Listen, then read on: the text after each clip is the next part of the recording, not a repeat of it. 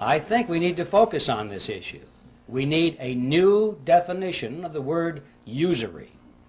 Any interest on any loan of fiat money, meaning money created out of nothing. Now this example of $172,741 unearned interest on a $100,000 home is like a grain of sand in the Sahara. Look around the desert. All of the other homes of America, all the factories, all the machinery in the factories, all of the high-rise buildings, the hotels, all the airplanes, the automobiles, the farm equipment, the farm structures, everything that we have, we're looking at a similar relationship here. This is staggering.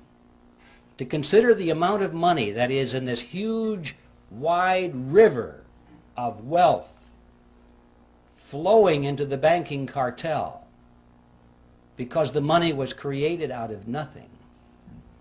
It's such a wide river of wealth, you can't even think across it in your mind. It's perpetually moving into the banking cartel. This is a dead short across the productive capacity of America. This is money that should be going to the people who produce and who create, instead of being siphoned off through a scam. Think of what our standard of living could be if it weren't for this dead short across our economy. Well, where is this money going? This river, where is it flowing? You get the mental picture that maybe it's going into a lake somewhere or behind a dam. All this money is rising, accumulating. People are getting richer and richer and richer. No, not so. It's not how it works. They're spending the money. What are they spending it for?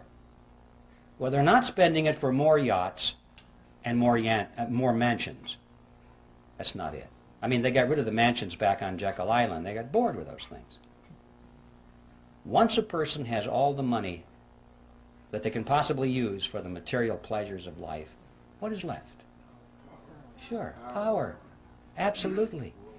They are spending this money for power, ladies and gentlemen, to acquire power over you and me and our children. They're literally buying up the world with it. But I don't mean they're buying up the real estate or the hardware. They're buying up control over people.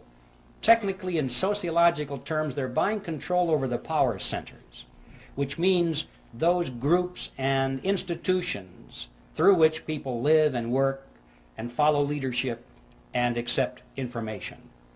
People are always associated in groups, and they work in groups, they move in groups. And these groups have heads of them, leaders. And this money has been going for many years to acquire influence, if not control, over the leaders of these power centers in society. So they can therefore indirectly influence and control you and me. Specifically, that means they have been spending this river of wealth very freely to buy control over politicians, political parties, television networks, cable networks, newspapers, magazines, publishers, wire services, motion picture studios, universities, labor unions, church organizations, trade associations, labor unions, tax-exempt foundations, multinational corporations, Boy Scouts, Girl Scouts, you name it.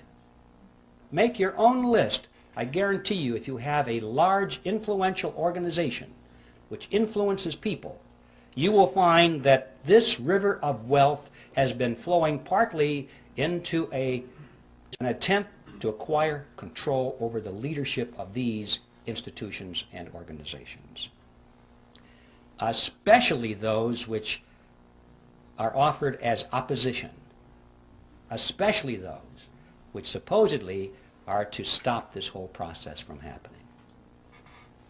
Now, this has not only been going on in America, but this has been going on in every nation of the world, pretty much in the industrialized nations as it has gone on here.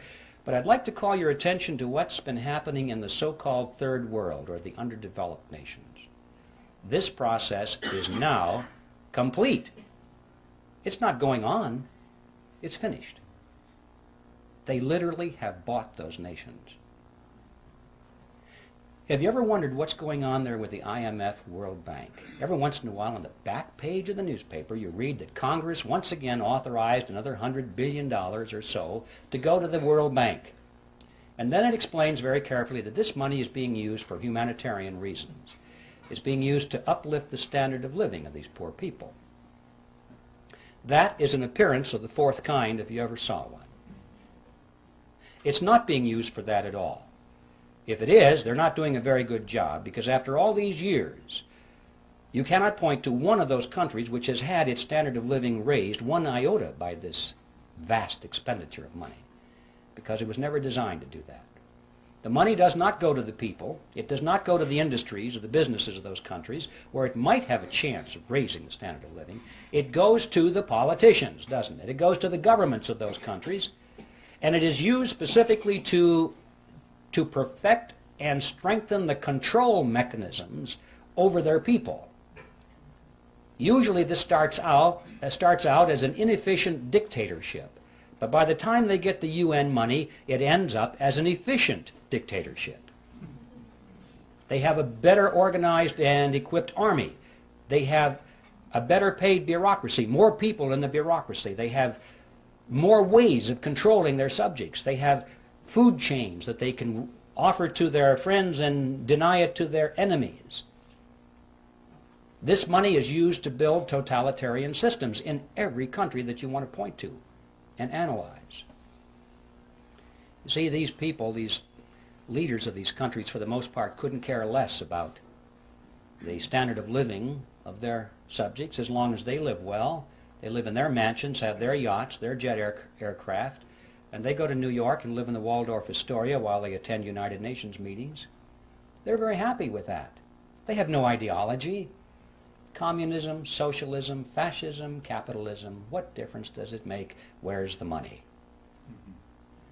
That's it with these people.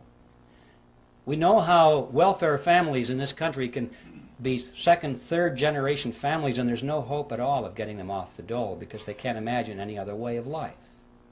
This happens at the international stage too. We're dealing with countries now that are second, third, in some cases fourth generation welfare governments. They don't know how to survive unless that money comes free through the International Monetary Fund and the World Bank, means from us. There's no way in the world they're going to break free from that. These countries, ladies and gentlemen, have already been purchased, lock, stock, and barrel, in this fashion, and they are now in place in the New World Order. And they're simply waiting for us to show up. And that's the other side of the coin, because not only does this transfer of wealth to these countries from us not raise their standard of living, but it does in fact help to lower ours. And this too is part of the plan. A strong nation is not a candidate for surrendering its sovereignty. But if a nation can be brought to its knees, if it is hungry, desperate, if it has chaos in its streets, if it has political turmoil, then the people in that nation will much more likely accept any solution that's offered to them by their government or by a world government. If there's anarchy in the streets, as we saw in Watts, in Los Angeles, people were joyous when the soldiers showed up. They were joyous because this now was an end to anarchy. It was a dress rehearsal. They won't care whether the helmets on these people are blue or brown. If it says UN on the side, that won't make any difference. They'll say, thank God for the UN finally brought and restored peace to our streets.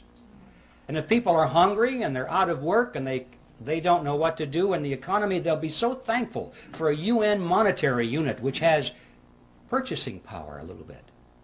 Thank God for this UN money, because the old American dollars are kaput. Don't know what to do with it. This is the plan, ladies and gentlemen, to weaken America. And so that's the process. And I'm mentioning this because I want to emphasize to you that what is going on here has nothing at all to do with wealth. The name of the game now is power.